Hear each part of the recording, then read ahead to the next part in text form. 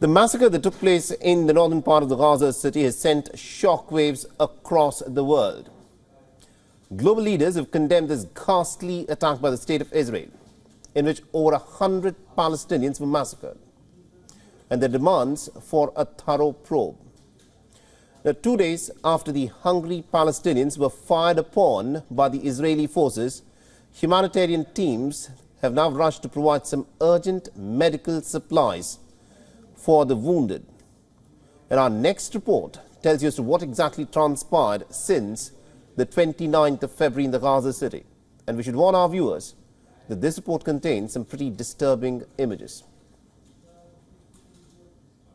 The morning of February 29th, at Gaza City's aid delivery point, turned into a bloodbath when starving Palestinians were shot at as they awaited aid and essential supplies.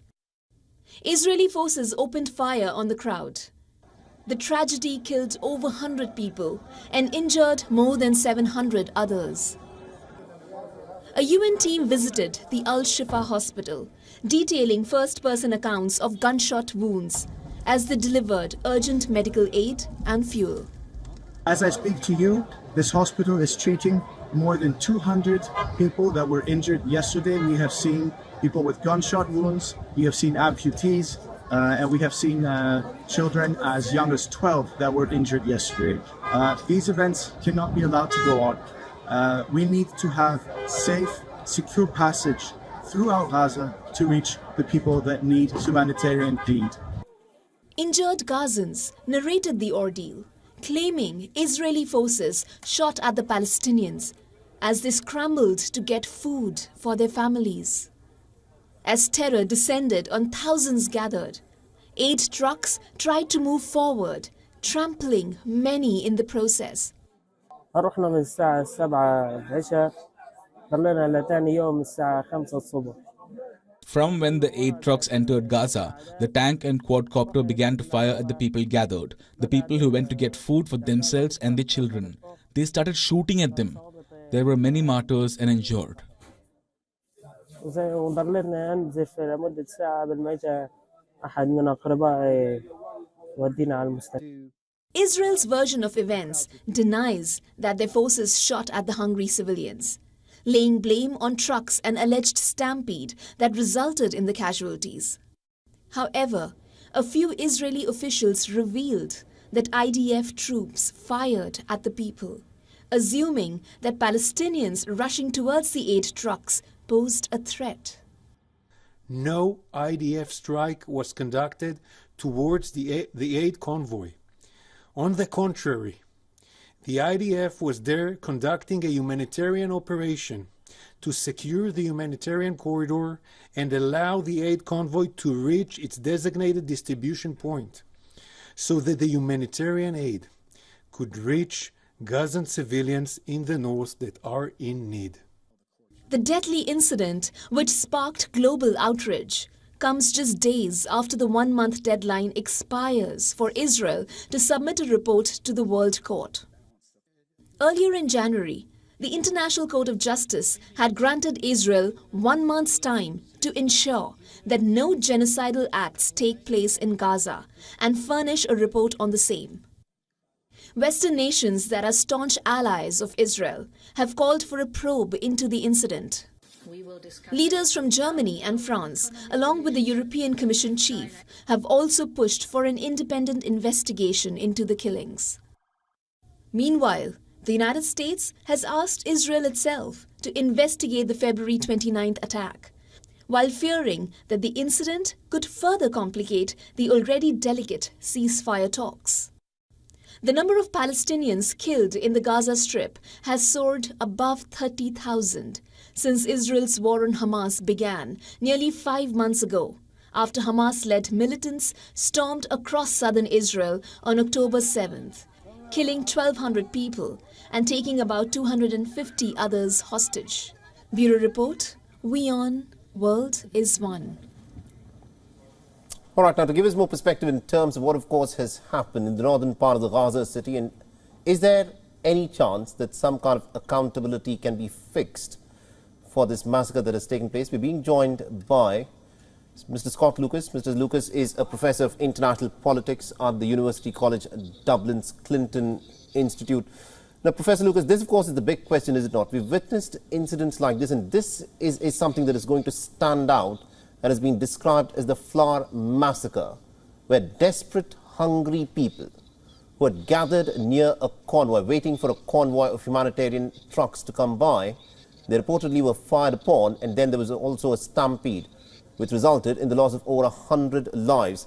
Is there any way that accountability can be fixed for what has happened?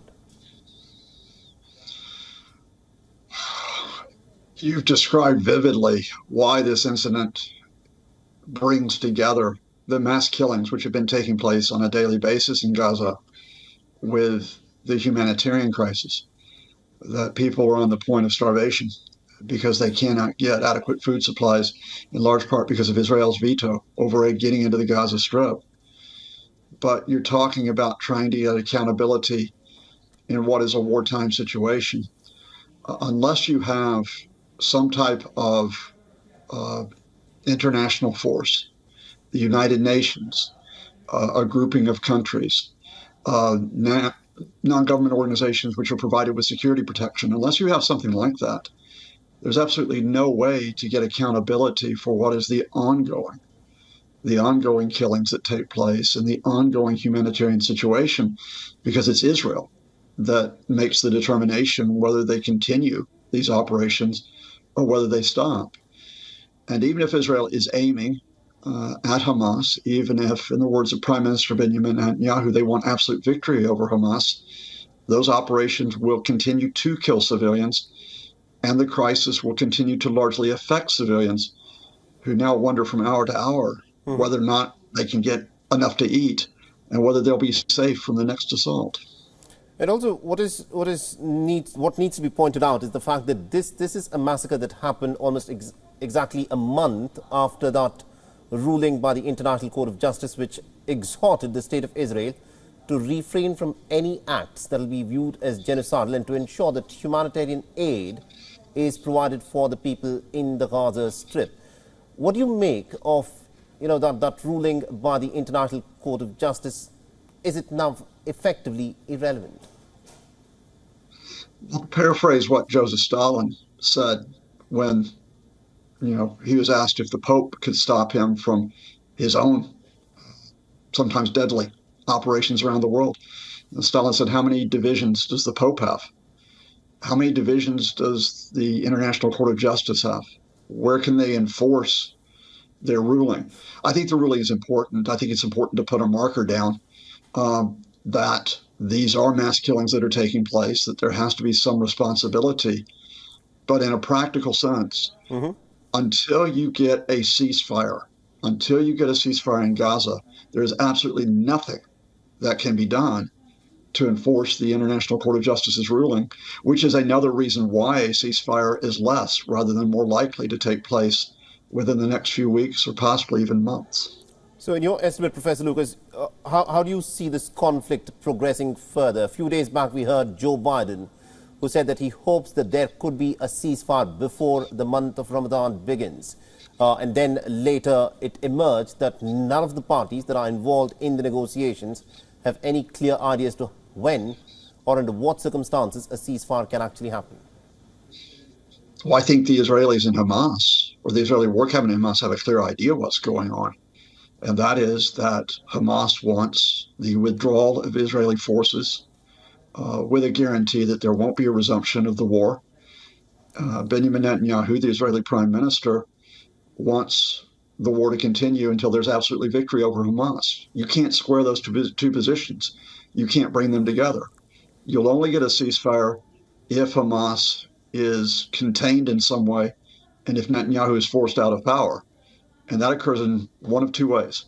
Either Israelis rise up against Netanyahu and push him out of office, and the Americans are trying to do this, the Americans get to someone else in the war cabinet, keep a close eye on the former head of military staff, Benny Gantz, and have Benny Gantz turn against Netanyahu and finally say, enough is enough. I think you've summed it up beautifully there. Thank you very much indeed, Professor Scott Lucas, for joining us and getting us those insights there. Thank you. WION is now available in your country. Download the app now and get all the news on the move.